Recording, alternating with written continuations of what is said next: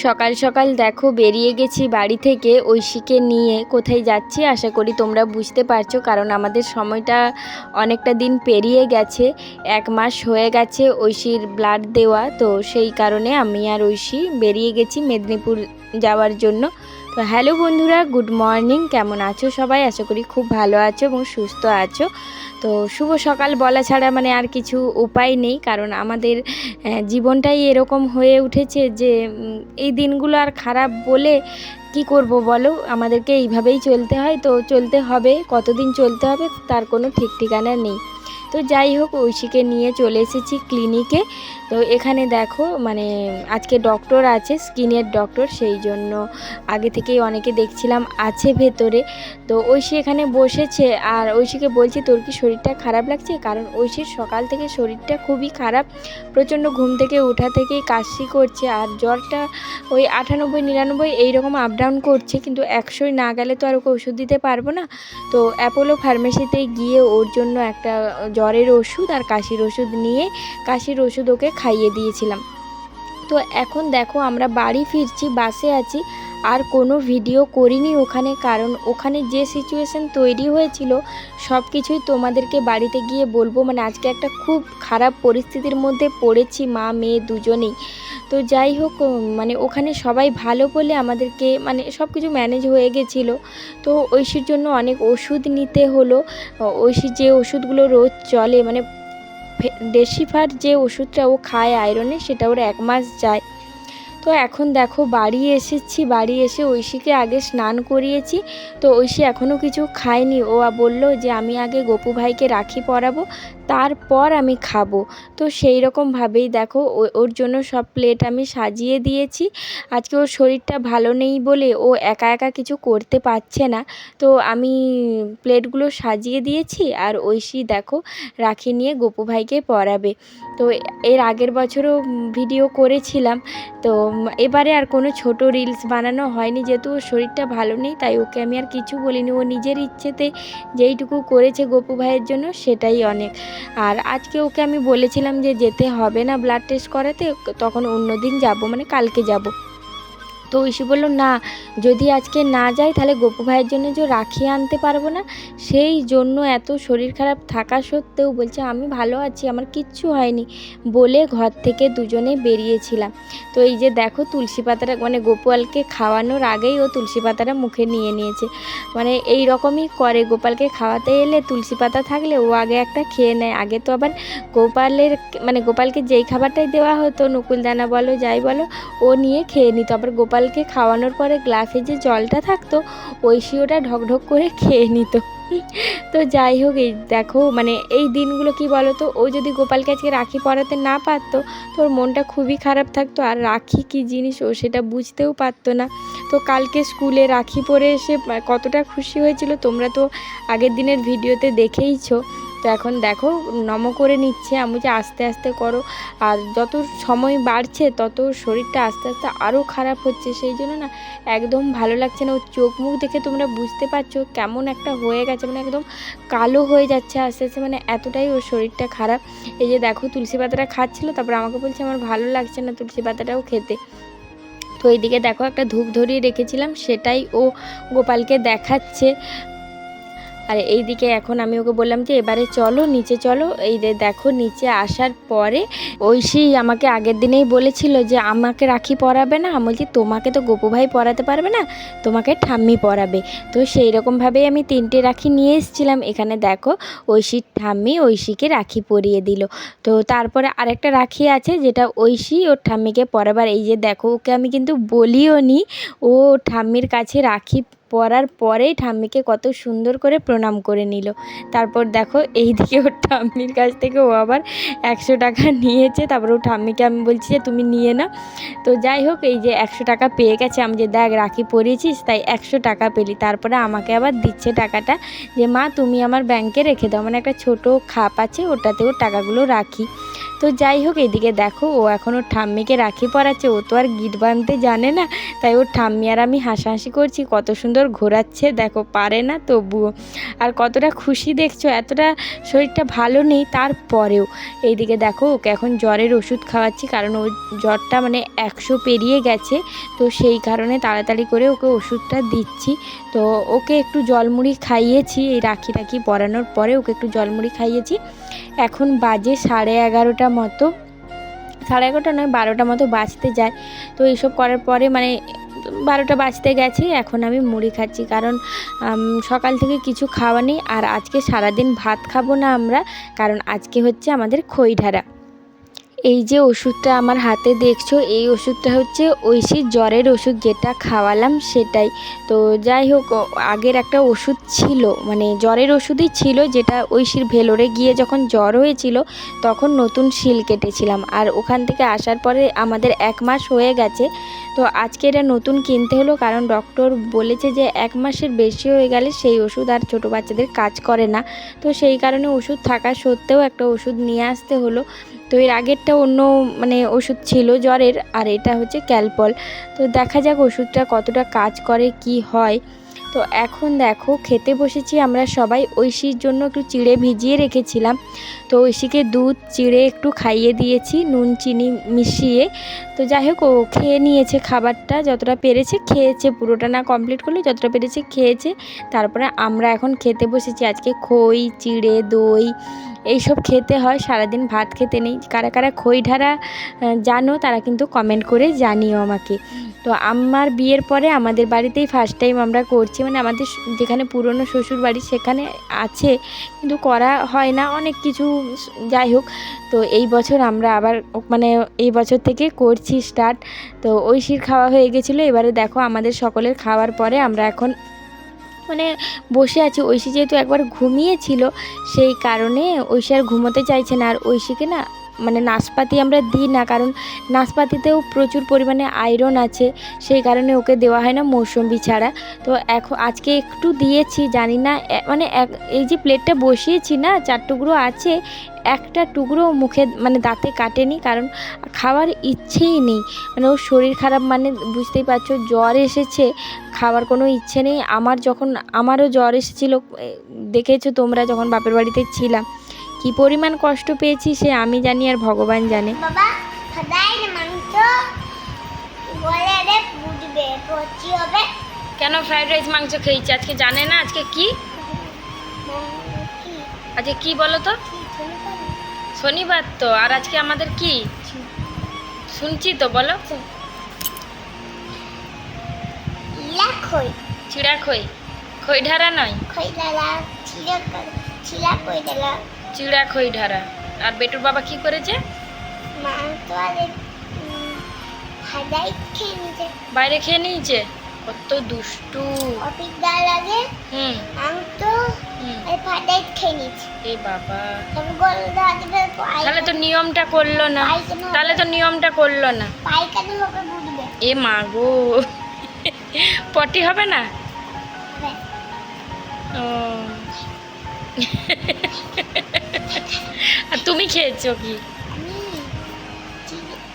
চিড়ে? চিড়ে কি দিয়ে খেয়েছো? দুধ দিয়ে চিড়ে খেয়েছো? তুমি না খেয়ে আছো, আর বেটুর বাবা এরকম কাজ করেছে, খুব বাজে। সে তো ঠিক, নিজে খেয়েছে, তোমার জন্য তো আনতে নিয়ে আসছে। তুই খাবি? তাহলে তোরও তো খইঢারা হবে না। হ্যাঁ, ও পেটে তো খইঢারা আছে। এবারে চিকেন আর ফ্রাইড রাইস খেলে কিছু হবে না, তাই তো? ও বাহ, খুব ভালো বিদ্যা। হ্যাঁ, এটা ভালোই। তাহলে একবার বেটুর বাবাকে ফোন করে বলে দাও, ওই যে মা গো কাজ করছে, ফোন করে যাবে না? বাবা রে, বাহ। ও তাহলে এখন বেটুকে নিয়ে ব্যস্ত আছো নাকি? আচ্ছা, ও বেটুর পটি পরিষ্কার বমি পরিষ্কার করতে হচ্ছে। সত্যি বাবা, এই বেটুটা হয়েছে, যাই হোক বদমাস বেটু। ঘুম পাড়াও বেটুকে। কেন গো? আমি কি করব? সে তো ঠিক, তুমি কি করবে? ঘুমাচ্ছে না? হ্যাঁ ঘুমা না রে, একটু মাটাকে শান্তি দে। তুই ঘুমাবি চ, তুইও ঘুমাবি চ। বাচ্চা না ঘুমালে আমি ঘুমাবো না। তোর বাচ্চা না ঘুমালে তুই ঘুমাবি না? সত্যি এই না হলে, আমি ঘুমাবো। ও এই না হলে মা। ওফ, ভিডিও দেখতে দেখবো। ও মা গো, আমি ছোটবেলায় ভিডিও দেখাবো। ও মা গো। ছোটবেলায় সকলে একটু করে ঘুমিয়ে গেছিলাম। এখন বাজে 6:25। তো ঐশীর 6 ঘন্টা হয়ে গেছে তখনের ওষুধ খাওয়ার পরে, মানে সেই টাইমটা থেকে এখনের 6 ঘন্টা হয়ে গেছে। তো ওকে ওষুধ দিতে হবে। ওর গা প্রচণ্ড পরিমাণে গরম লাগছে। আমি 5 মিনিট আগে চেক করলাম, তখন দেখলাম যে 99। তো এখন এবারে চেক করছি, যখন দেখি ওর জ্বরটা উঠে 100-র উপরে হয়ে গেছে। এই জন্য ওকে তাড়াতাড়ি করে আমি আবার ওকে ওষুধ খাইয়ে দিলাম, কারণ যেহেতু 6 ঘন্টা হয়ে গেছে। আর 4 ঘন্টা থেকে 6 ঘন্টার মধ্যে দেওয়া যায় শুনেছি। তারপরে আমি তবুও ঐশীকে কোনোদিন 4 ঘন্টার মাথায় ওষুধ দিই না। দেখো বাড়াবাড়ি হলে তখন তো কিছু করার নেই। হ্যালো বন্ধুরা, এখন বাজে 10টা বাজে। তো খাওয়া দাওয়া করে শুতে এসেছি। তো ঐশীর শরীরটা একদমই ভালো নেই। তো তারপরে আর না ভিডিও করতে পারিনি, যেহেতু আজকে আমাদের খইঢারা ছিল। ভেবেছিলাম সুন্দর করে ব্লগটা করব আজকের, কিন্তু হয়নি, যেহেতু ঐশীর শরীর ভালো নয়। সেই কারণে আর একদমই এনার্জি ছিল না যে ভিডিও করি। এই যে দেখো কাশছে, এই যে থার্মোমিটার দিয়ে ও শুয়ে আছে, থার্মোমিটারটা দিয়েছি। তো একদমই জ্বরটা কমছে না, ওষুধ দিচ্ছি তারপরেও জ্বরটা একদম, তো জ্বরটা কমছে না। খুব টেনশন লাগছে, কাশিও হচ্ছে, ঠান্ডা লাগাই জ্বর। তো আজকে ব্লাড টেস্ট করিয়ে এলাম। তো তোমরা তো দেখলেই, ব্লাড টেস্ট করাতে গেছিলাম। তো রিপোর্টটা এখনো পাইনি। তো তার তোমাদেরকে জানাবো রিপোর্টটা কালকে। তো ওখানে গিয়ে যেটা হয়েছিল ঐশীর, না মামা, তো যেটা হয়েছিল বলতে, ওকে আমি সকালেই আমরা বারণ করছিলাম যে যাবো না। দেখ দেখ পড়ে গেল। তো ঐশী উঠে গেছিলো বলে ওর থার্মোমিটারটা পড়ে গেল। এই জাস্ট দেখলে তোমরা, এই কিছুক্ষণ দিয়েছি। তো ঐশীর 101 জ্বর, জানি না 102। মামা চুপ করে শুয়ে থাকো। তো 100 কত জ্বর আরেকবার মাপবো দেখি। তো ওষুধ দিয়েছি 6:30টায়, এখনও ওষুধ দেওয়ার টাইম হয়নি। আর ওর গায়ে এত গরম, কি বলবো, এই যে আমার গায়ে দিয়ে রেখেছে না, কেমন আমার যেন অস্বস্তি হচ্ছে। তো এখন জ্বরগুলো এরকমই হচ্ছে। কদিন স্কুল যাচ্ছিল, স্কুলে বাচ্চাগুলোকেও দেখছিলাম কান্নাকাটি করছিল, জ্বর ওটা একটা ভাইরাস ব্যাপার থাকে। তারপরে কদিন বৃষ্টিতে এক্সাম ছিল বলে নিয়ে যেতে হয়েছে। আর ঘরে তো ঠান্ডা জল ঘাটছেই সারাক্ষণ। তো যাই হোক, ওখানে আমরা ফার্স্টে বলছিলাম যে যেতে হবে না, ও যাবে, কারণ ওকে রাখি কিনতে হবে গপু ভাইয়ের জন্য, সেই কারণে। তো বলছে আমার শরীরটা ঠিক লাগছে, কিছু লাগেনি। তখন জ্বরটা আসেনি, ওই 98.8-9 এরকম করে করে থাকছে। তো ওকে নিয়ে বেরোলাম। তো অটোতে তো ঘুমিয়ে গেছিলো। ওখানে যাওয়ার পরে ওর মধ্যে একটা অস্বস্তি বোধ আমি দেখছিলাম। তো আমি ওখানে দাদাটাকে বললাম যে থার্মোমিটার দাও আমাকে, আমি একটু চেক করি। তো থার্মোমিটারটা দিয়েছি, কয়েক সেকেন্ড হয়েছি, ও ওর মুখটা না কেমন একটা করছে, আমি বুঝতে পারছি ও বমি করে দেবে। তো ওকে আমি বলছি, মামা তুমি বমি করবে, তাহলে বাথরুমে চলো। এই কথাটা আমার শেষ হয়নি, ও ওখানে এমন বমি করেছে, ওর জামা আমার জামা পুরো ভর্তি করে দিয়েছে। তো আমার যে চুড়িদারের ওড়নাটা ছিল সেটা দিয়ে ওকে মোছালাম আর করলাম। অন্য দিন রুমাল নিয়ে যাই, টিস্যু নিয়ে যাই, আজকে না কিচ্ছু নিয়ে যাইনি, এরকম বিপদ হবে বলে। আগে তো এক্সট্রা ড্রেসও নিয়ে যেতাম। তো দেখি যে ও সেরকম কিছু ওর অসুবিধা হয় না রাস্তাঘাটে। তো সেই জন্য আর এখন আগের মতো নেওয়া হয় না। তো আজকে যে সিচুয়েশনে পড়েছি, তারপরে ওকে বলছিলাম যে তাহলে জামাটা তো পুরো ভিজে গেছে, তো দেখি যদি একটা 100-150 টাকার মধ্যে যদি একটা টেপ জামা পাই, তাহলে কিনে তোমাকে পরিয়ে দেবো, কারণ পুরো ভিজে গেছে জামাটা। তো তারপরে ওষুধ কিনে ব্লাড টেস্ট করে প্রায় 3,500 টাকা মতো খরচ হয়ে 3,500 টাকা মতো হয়ে গেছে। তো সেই জন্য আর পারলাম না যে আমি একটা নিজে ওড়না নেব বা ওকে একটা ড্রেস একটা হয়তো পাতলা টেপ 100-150 টাকা কিনবো। তো সেই রকম অবস্থা ছিল না সেই মুহূর্তে। তো যেভাবে হোক ওর ব্লাড টেস্ট ওখানে পরিষ্কার করলাম, মোছামুছি করে তো দাদারা বলছিল যে তোমাকে করতে হবে না, আমি যে না সব পরিষ্কার করে দিই। তারপরে ওকে মানে একটু বাথরুমে নিয়ে গিয়ে চোখে মুখে জল দিলাম, কিছুক্ষণ রেস্ট নিল। তারপরে ওর ব্লাড টেস্ট করিয়ে ওকে মানে যেভাবে হোক, মানে আমি টোটোতে যে আসছিলাম ওইখান থেকে দেখছি একটা বাস মানে খড়গপুর আসবে, তো আমি ওই মাঝ রাস্তাতেই টোটোওয়ালাটাকে বলছি এখানেই দাঁড়িয়ে যাও, আমি ওই বাসটাই বাস স্ট্যান্ড আর যাইনি, আমি বলছি এই বাসটাতেই আমাকে উঠতে হবে। মানে আমাকে শুধু মাথার মধ্যে ঘুরছে কীভাবে ওকে নিয়ে আমি ঘরে ঢুকবো, মানে ওইটাই আমার টেনশন যে আমি ঘরটা পৌঁছে যাই, তারপরে যা হয় হবে। রাস্তায় মানে একটা যতই বলো একটা ভয়ও লাগছে, আর একদিকে আমার না ফোনে একদমই চার্জ ছিল না। তো কালকে রাত্রেই চার্জ শেষ হয়ে গেছিলো, সকালে চার্জে দিতে ভুলে গেছি, মানে ঘর থেকে বেরিয়েছি তখন 15% চার্জ ফোনে, আর এত চার্জ শেষ হয়ে যায় মানে ফোনটা সুইচ অফ হয়ে গেলে একদমই তখন মানে দিশেহারা হয়ে যাবো। আমি তাড়াতাড়ি যেভাবে ও ঘর এসেছি, আস্তে আস্তে 11:45 বেজে গেছে। তো 8:10-15 দিকে ঘর থেকে বেরিয়েছিলাম। এই টাইমটা তো লাগেই, মানে কি বলবো, একটা যতই বলো সঙ্গে সঙ্গে তো আর গেলে একটা কাজ হয়ে যায় না। তো ওর এখন জ্বরটা অনেকটা বেড়ে গেছে, মানে সেই জন্য আবার চিন্তা লাগছে, দেখি কি করা যায়, যেহেতু টাইম হয়নি ওষুধও তো দিতে পারছি না। কি হয়েছে বাবা, দেখো কেমন কুকড়িয়ে শুয়ে আছে। ও বাবা, খারাপ লাগছে, কষ্ট হচ্ছে শোনা? কিচ্ছু খায়নি সকাল থেকে আজকে।